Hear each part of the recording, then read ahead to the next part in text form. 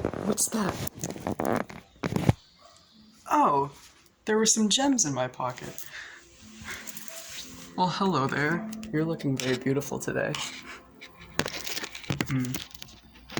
Today, I would like to share a poem that I wrote titled Co-Creation, and afterwards I would like to just kind of talk a little bit more about what I think about it and why I wrote it. So here we go. Co-creation. If you say something, I'll listen. Then I'll add to the beauty of the words you painted. The way you use the canvas of your voice is something magical. Just as the clouds make shapes in the sky, so too does your mouth bringing form from vibration. The waves of your vocal cords hit the drums of my ears, making the beat of communication. Such beautiful music it is to play with notes that come from our minds as we dance around each other. We fill this space with nothing more than what was already there, the only difference being how we look at it, which also comes from choosing to see things another way. And I thank you for lending me your eyes to see what I couldn't with my own, for that is what brought me to finding what was in the same place I looked before, only this time with fresh perspective and open mind. Now, let's continue this expression of making something, from nothing to something to everything, to all you've ever known, to all you've ever heard, to all you will ever know. You don't know, but someone does, and you've got something they don't. We all have something someone else doesn't. We all have impossibly unique ways to add to the infinity of creation.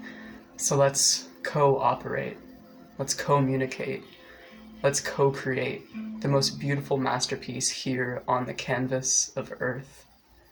Open each other's eyes to what has been here since before we were born, the art of life.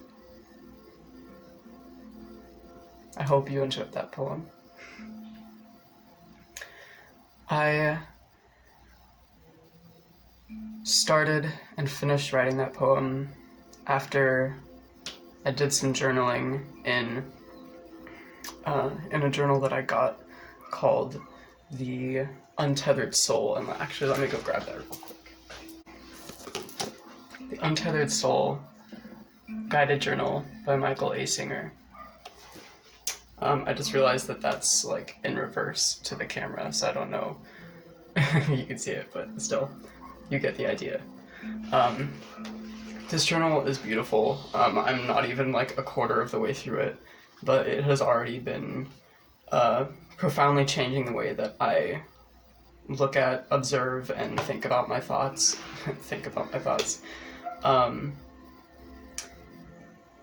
Yeah, it's filled with really beautiful journal prompts, and each one just goes deeper and deeper into understanding the way that you think and how you can choose to see things in another way. Yeah, I realized that the way that I was communicating with my partner was disingenuous and wasn't really taking into account how I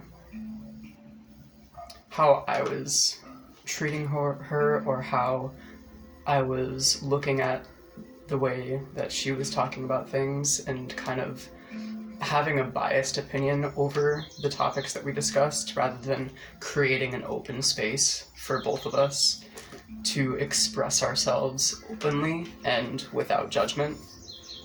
And then, yeah, one morning, I just got done meditating and writing in this journal, and I was just typing that poem up, and I just kept on kind of like, she was sitting across the room, and I just kept kind of looking over at her, doing her thing, and just typing that up. It was a message to everyone, but I wrote it with her mainly in mind and what I just explained. And yeah, I think that it's just very important to remember that we are always co-creating with each other. The fact that this video is here is a co-creation. It only exists because I put it out there, but it also only exists because you are watching it. To an extent, it has never existed before it has reached your YouTube feed or, you know, your eyes and your ears. So, hey, my phone storage cut out, so I had to switch over to my laptop to film the rest of this video. Anyway, I was talking about the importance of keeping co-creation in mind. Another thing I'd like to add about co-creation is that every single conversation is two people creating that creation together. And the outcome of that conversation depends on both sides. Depends on how you're looking at the conversation and how the other person is looking at it. But for your own personal perception, keeping in mind that our beliefs create our reality, if you want that to be a constructive and positive and beautiful conversation, you do have to put in the work for that. And take a step back and realize where you are not giving that other person space, and give yourself permission to do that as well, and be like, hey, look, I'm sorry for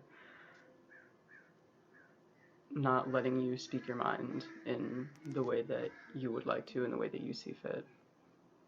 But also being honest with the other person in that way as well, and letting them know if they aren't doing their part to keep that conversation open, no matter how hard it can get, because I know that it can get really hard, especially if you're talking with someone who's really stubborn and in their ways.